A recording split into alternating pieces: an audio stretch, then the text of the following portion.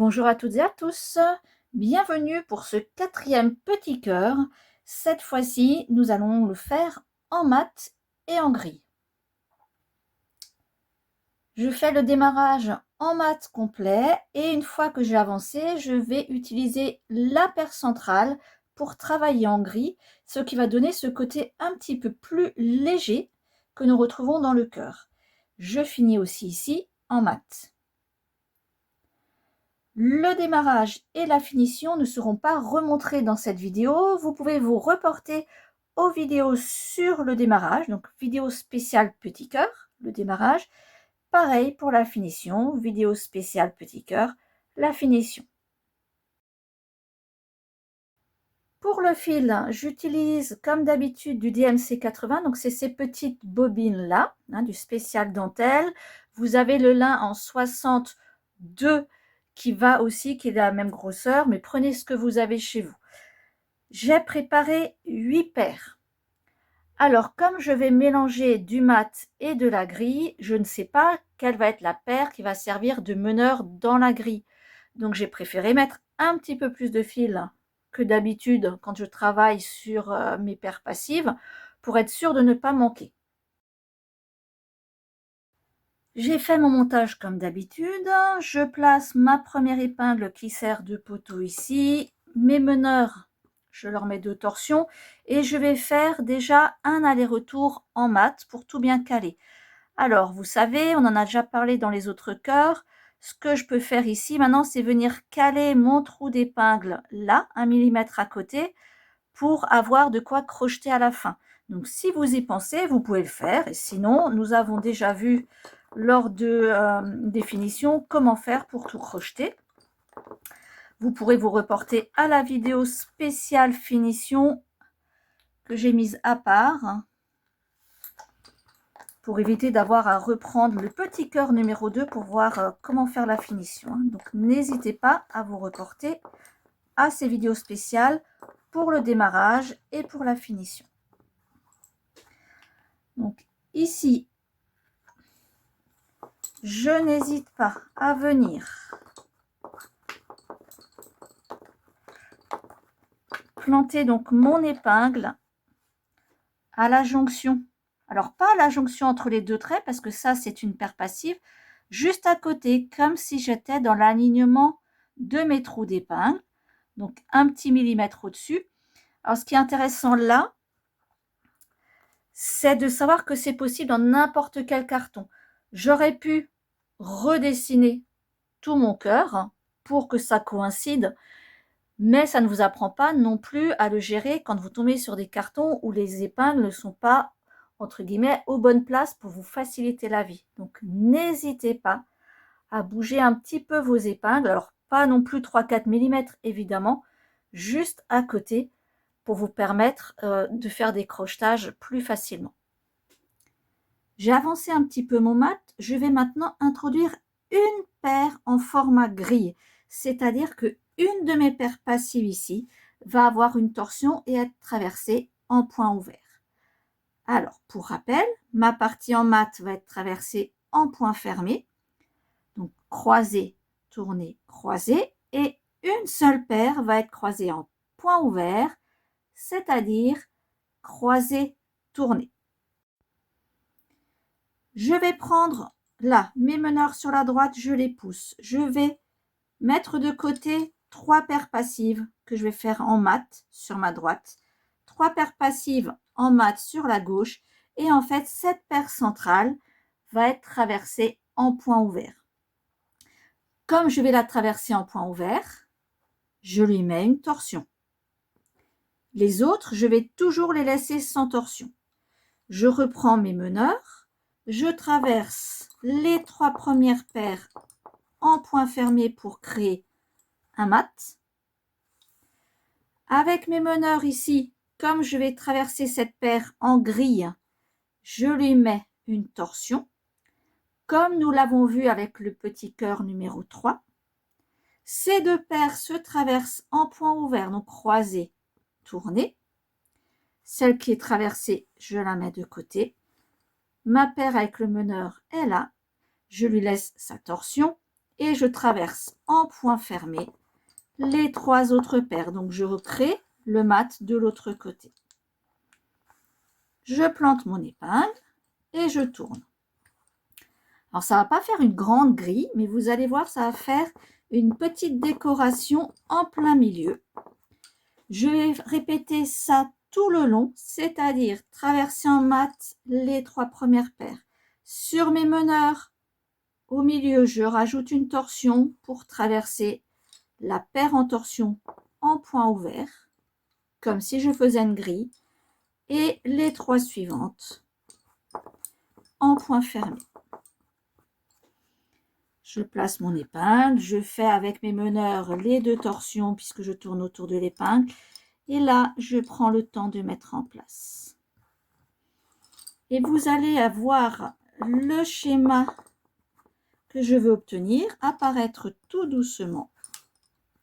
Torsion, point ouvert et je repars en point fermé. Donc, il faudra bien faire attention à ne pas se tromper entre les points ouverts et les points... Je reprends, pardon.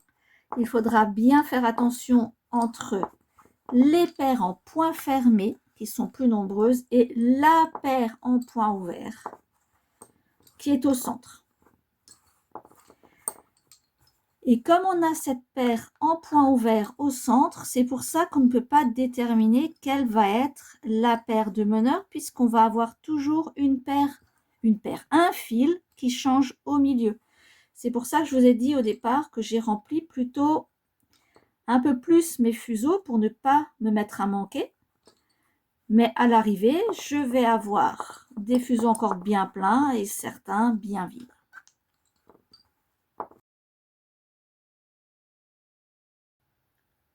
Un point où vous devez faire attention quand vous allez justement traverser votre paire en gris avec vos meneurs. Donc déjà avoir une torsion sur chaque paire, mais avec le rythme du travail, on risque souvent de faire un point fermé. Et là, ça va carrément changer tout le motif et on va le voir. Alors, je vous montre juste ce que ça donne si je vais jusqu'au bout. Alors, sur le coup, on ne va pas forcément s'en rendre compte. Là où ça doit vous titiller, c'est que votre paire du milieu n'a plus sa torsion. S'il n'y a pas de torsion, ça peut être pour 2 choses. C'est qu'en bougeant vos fuseaux, la torsion a sauté. Avec aussi peu de paires, hein, ça me paraît quand même un peu compliqué. Ou, justement, c'est que vous êtes trompé de point. Et là, vous observez bien, on a un point fermé et pas un point ouvert. La seule solution, c'est de revenir en arrière. Ça va sinon tout vous déformer. On ne peut pas le récupérer autrement. Et quand j'ai mes 2 paires, je refais le point ouvert. J'ai bien une torsion visible ici et je peux continuer. Donc ça, c'est une erreur assez classique que vous risquez d'avoir. Au moins, si vous voyez quelque chose qui ne va pas, ça peut être dû à ça. Il n'y a pas d'autre point technique abordé du coup avec ce cœur-là. C'est vraiment de l'entraînement mat et gris. Vous pouvez continuer tranquillement tout votre cœur, faire la finition que vous souhaitez, soit en vous arrêtant en brode, en laissant une ouverture, soit en venant crocheter avec brode. On finira bien entendu ici les dernières rangées tout en mat, comme au démarrage, pour pouvoir le crocheter plus facilement. Mais si vous êtes à l'aise, n'hésitez pas à emmener votre grille jusqu'au bout et vous la crochetez exactement de la même façon. C'est-à-dire la finition sera la même, mais au lieu d'avoir la paire centrale parallèle, vous aurez une torsion qui de toute façon ne se verra plus une fois que tout sera fait. Donc, petite astuce quand vous commencez à manquer de fil sur le fuseau meneur. Là, je viens de faire ma traversée, je n'ai pas encore fait mes 2 torsions. Mais vous voyez, ce fuseau-là, quand je vais retraverser, va devenir meneur au moment où je vais rentrer dans la grille, puisque je rajoute une torsion. Et je commence à manquer de fil. Par contre, celui qui va avec, il est encore vraiment bien rempli. Donc, je préférais utiliser celui-ci comme meneur. Alors, je ne vais pas rajouter une deuxième torsion ici parce que ça se verrait trop. Je vais changer le nombre de torsions au niveau de l'épingle. Quand vous arrivez là, je viens d'enlever les torsions. Le fuseau que vous voulez devenir meneur doit être sur l'extérieur. Donc là, je n'ai mis qu'une torsion, elle est sur l'extérieur. Si je rajoute la deuxième habituelle, il ne l'est plus. Solution, je ne fais qu'une seule torsion à ce moment-là. Et lorsque je repars et que j'arrive au moment de faire ma grille, je mets ma torsion habituelle et le fuseau plein devient meneur pendant un certain temps. Donc ça va me permettre, surtout dans un petit ouvrage comme ça, de ne pas avoir à changer complètement de fuseau, puisque souvent ce que je fais dans ces ouvrages-là, c'est que j'utilise des fins de fuseau. Donc je réutilise vraiment un trop plein ou des stocks en trop.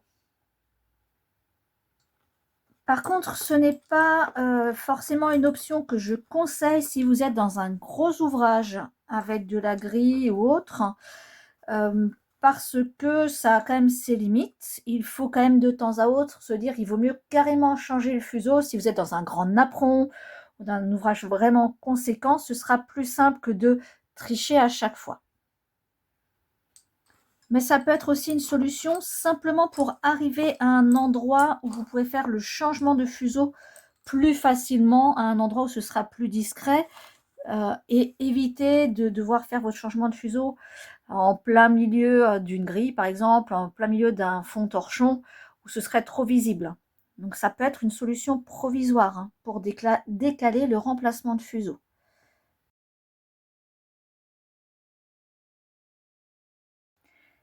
J'arrive à la fin de mon cœur, donc quand il me reste juste quelques passages à faire, il y a deux choix. Soit je continue avec la même idée de faire mat, gris, mat jusqu'au bout et je crochette comme nous l'avons appris, soit je repasse en mat pour avoir la pointe qui soit un petit peu plus dense.